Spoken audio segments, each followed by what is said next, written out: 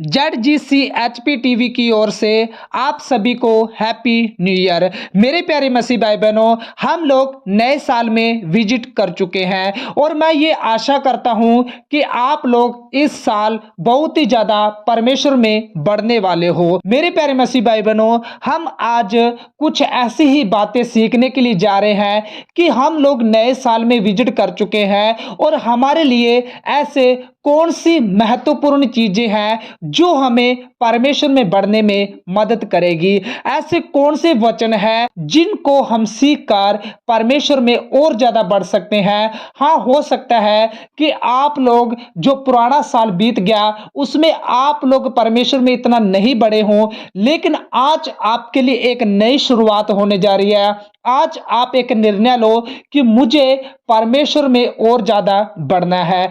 हम आज सीखेंगे शुरू से ही कि हमें परमेश्वर में कैसे बढ़ना चाहिए, हमें क्या लक्ष्य लेकर चलना चाहिए ताकि हम लोग इस साल परमेश्वर में और भी ज्यादा बढ़ते जाएं, ताकि हमें कोई भी गिराने वाला ना आ सके। तो चलिए सीखना शुरू करते हैं। फर्स्ट है कि हमें परमेश्वर में कैसे बढ़ना है।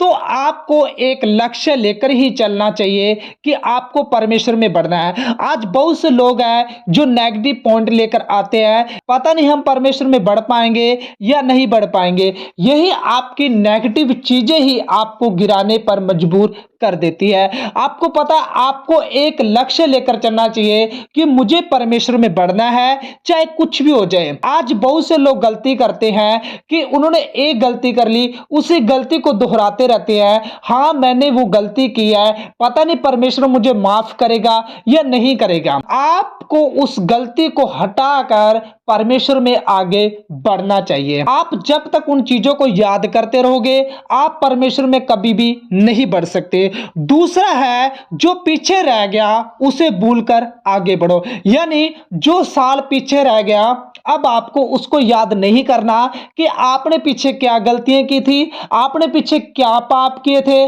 आपने पीछे क्या क्या किया था। उन सबको मिटाकर आपको परमेश्वर में आगे बढ़ना है। अब पता है आप लोग परमेश्वर में आगे क्यों नहीं बढ़ पाते? क्योंकि आप लोग सबसे बड़ी गलती क्या करते हो, आप लोग उन सब चीजों को याद करने बैठ जाते हो। और जब आप लोग उन सब चीजों को याद करते हो तो आप लोग कभी भी परमेश्वर में नहीं बढ़ सकते।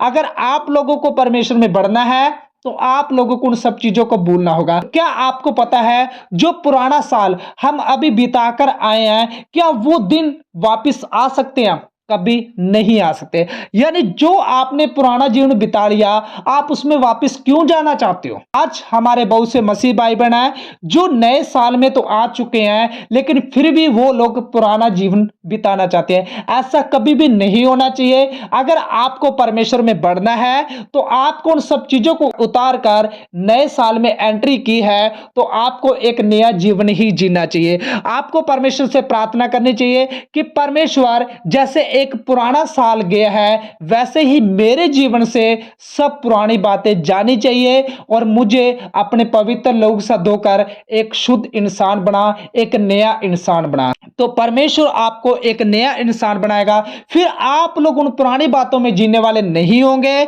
बल्कि आप लोग क्या होंगे, आप लोग एक नया जीवन जीने वाले होंगे।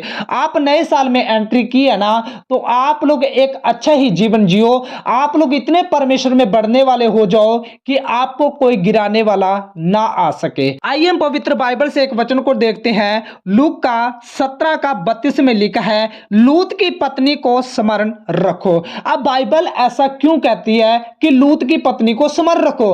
क्योंकि परमेश्वर ने आज्ञा दी थी, जब परमेश्वर सदोम और अमोरा को नाश करने वाला था तो परमेश्वर ने यह आज्ञा दी थी कि तुम पीछे मुड़कर नहीं देखना। लेकिन आपको पता, लूत की पत्नी ने पीछे मुड़कर देख लिया था और वो नमक का खंबा बन गई थी। आपको पता है आप परमेश्वर में क्यों नहीं बढ़ पाते? क्योंकि आप लोग हमेशा पीछे मुड़कर देखते हो। जब तक आप लोग उन गलतियों को देखते रहोगे, जब तक आप लोग उन पापों को देखते रहोगे, तब तक आप लोग, मेरे प्यारे मसीह भाई बहनों, मसीह में कभी भी आगे नहीं बढ़ सकोगे।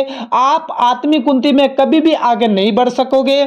अगर आपको बढ़ना है तो आपको उन सब चीजों को छोड़ना ही पड़ेगा। आपको पता, लूत और उसके बेटियों ने वो सब चीजें छोड़ दी थी, वो सब ख्याल छोड़ दिए थे और वो लोग आगे की ओर बढ़ रहे थे। लेकिन जो लूत की पत्नी थी ना, उसको चिंता होने लगी कि मेरे घर में इतना सामान पड़ा था, वो कहीं नाश तो नहीं हो रहा। जब ओले गिर रहे थे वहां पर, जब वो नगर नाश हो रहा था सदोम अमोरा, तो वो लूत की पत्नी ने अचानक से पीछे मुड़कर देखा और बाइबल बताती है वो नमक का खंबा बन चुकी थी।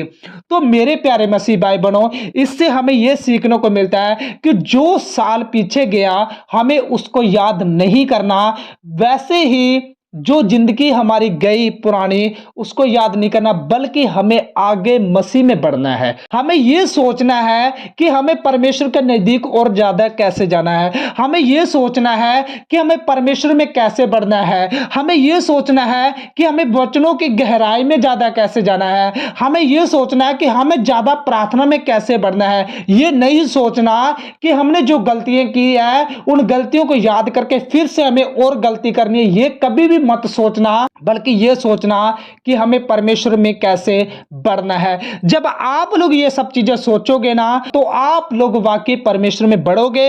आप लोग इस साल की शुरुआत में ही बढ़ना चालू हो जाओगे और एंड तक आप इतने बढ़ जाओगे कि आप खुद को महसूस करोगे कि हां, आप लोग परमेश्वर में बढ़ चुके हो। और आपको एक काम करना है। बहुत से लोगों के मन में सवाल आते हैं, हमें बाइबल पढ़ने का मन नहीं करता, हमें वचन याद नहीं रहता, तो आज ही एक निर्णय लो।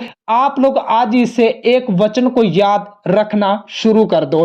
पता है, एक वचन ही आप पढ़ोगे ना, वो आपको इतना गहराई में ले जाएगा कि आप उसमें से निकल ही नहीं पाओगे। आप पवित्र आत्मा की सहायता लीजिए ना, कि पवित्र आत्मा जो भी हम वचन पढ़ने जा रहे हैं, इस वचन को और भी गहराई से सिखाना, इस वचन के द्वारा और भी बातें करना। जब ये वचन को मैं याद रखूं तो इस वचन के द्वारा मुझे और भी सिखाना।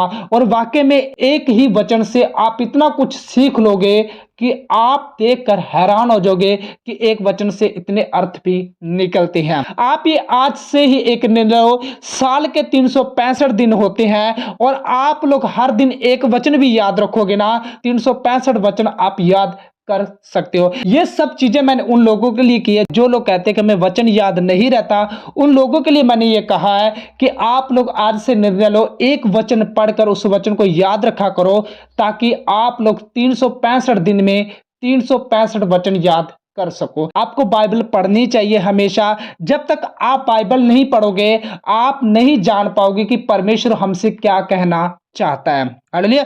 परमेश्वर हमसे क्या कहना चाहता है। आप लोग बाइबल पढ़िए, ध्यान से पढ़िए। अगर आपको समझ नहीं आते कहीं पर, परमेश्वर से प्रार्थना करिए, परमेश्वर आपको बुद्धि देगा, आप लोग उसका अर्थ जानने वाले बना देगा। आज बहुत से लोग बाइबल में से कुछ जानना नहीं चाहते और सीधा कहते कि हमें अर्थ पता लग जाए, तो ऐसा कभी नहीं हो सकता। आपको बाइबल को पढ़ना पड़ेगा, आपको गहराई में जाना पड़ेगा, तो ही आप लोग उन सब चीजों को सीख सकते हो। और हमें वचनों में बढ़ना बहुत जरूरी है। अगर आपको नए साल में बढ़ना है तो आपको वचनों का सहारा लेकर ही बढ़ना पड़ेगा। ये हमने अभी सीख लिया है कि हमें वचनों का सहारा लेकर बढ़ना पड़ेगा। अगर आपको शैतान से भी लड़ना है ना, तो आपको वचनों से ही लड़ना पड़ेगा। आपको पता है यीशु मसीह की परीक्षा हुई थी और यीशु मसीह कैसे लड़ा था? वचनों के द्वारा। और आपको पता है जब शैतान आपसे भी लड़ने आएगा, वो वचन ही उठाकर आपके सामने रखेगा। लेकिन अगर आपके पास वचन नहीं होगा तो आप कैसे जी सकते हो? आपके पास वचन होगा तभी आप जी सकते हो, क्योंकि यीशु मसीह के पास ही वचन लेकर आया था। मत्ती 4:3 में लिखा है, तब परखने वाले ने पास आकर उससे कहा, यदि तू परमेश्वर का पुत्र है तो कह दे कि यह पत्थर रोटियां बन जाए। यीशु ने उत्तर दिया, लिखा है, मनुष्य केवल रोटी से नहीं परंतु हर एक वचन से जो परमेश्वर के मुख से निकलता है जीवित रहेगा। जो आप बाइबल से सीखते हो वो आपके लिए कब काम देता है? जब आप शैतान से लड़ते हो, क्योंकि आप एक युद्ध के मैदान में हो। और पता है जब योद्धा के पास हथियार ही नहीं होंगे तो वो कैसे जी सकता है? वो हारेगा। यानी आपको बाइबल पढ़नी बहुत जरूरी है। और जब तक आप बाइबल के वचनों को याद नहीं रख सकते, आप लोग शैतान से नहीं लड़ सकते, आप लोग शैतान से हारते ही जाओगे। लेकिन अगर आपको विजय पानी है, अगर आपको नए साल में विजय पानी है और आप सोच रहे हो ये साल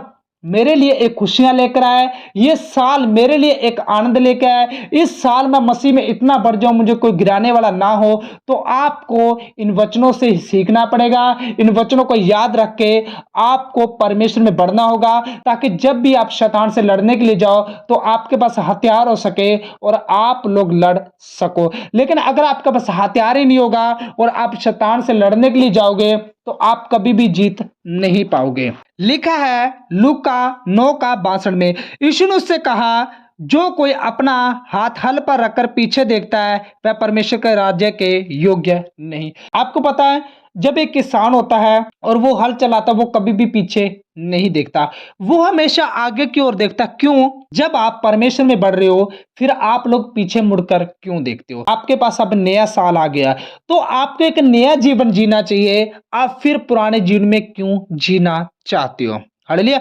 आप उस चीज को उतार कर एक नए जीवन जीने लगो ना, ताकि आप लोग परमेश्वर में बढ़ने वाले हो सको। जैसे जैसे आप परमेश्वर को जानोगे आप लोग मसीह में बढ़ना चालू हो जाओगे, आप लोग कभी भी नहीं गिर सकते। आप लोग प्रार्थना में बढ़िए, आप लोग परमेश्वर के वचनों को पढ़िए और उन वचनों को आप लोग गहराई से सीखिए ना।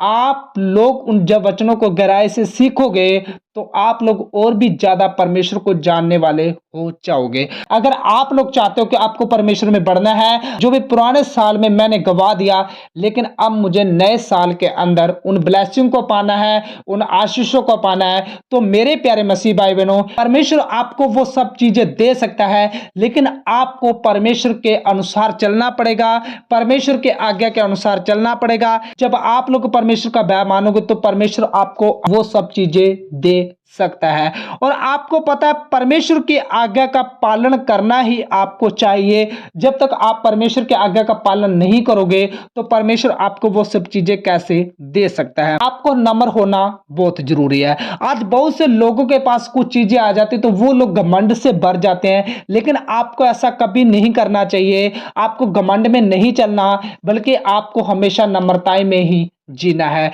तो मेरे प्यारे मसीह भाई बहनों, आज इस वीडियो के द्वारा आपको बहुत कुछ सीखने को मिला होगा। क्या सीखने को मिला यह हमें कमेंट करके जरूर बताना, और उन मसीह भाई बहनों को यह वीडियो शेयर जरूर करना जो लोग नए साल में एंट्री कर चुके हैं और वो लोग परमेश्वर में बढ़ना चाहते हैं, ताकि वो लोग इस वीडियो से सीख सके और परमेश्वर के स्वर्ग राज्य के लिए तैयार हो सके। और अगर आप हमारे चैनल पे फर्स्ट बार आए हो तो चैनल को सब्सक्राइब और वीडियो को लाइक जरूर कर देना, ताकि जब भी हमारा नेक्स्ट वीडियो आए तो आपको नोटिफिकेशन मिल सके। सबको मेरी ओर से हैप्पी न्यू ईयर, और ये साल आपके लिए बहुत सी खुशियां लेकर आए और आप लोग इस साल में परमेश्वर में और भी ज्यादा बढ़ते जाओगे। ओके, नेक्स्ट वीडियो मिलते हैं। जय मसीह की। God bless you. Okay, bye.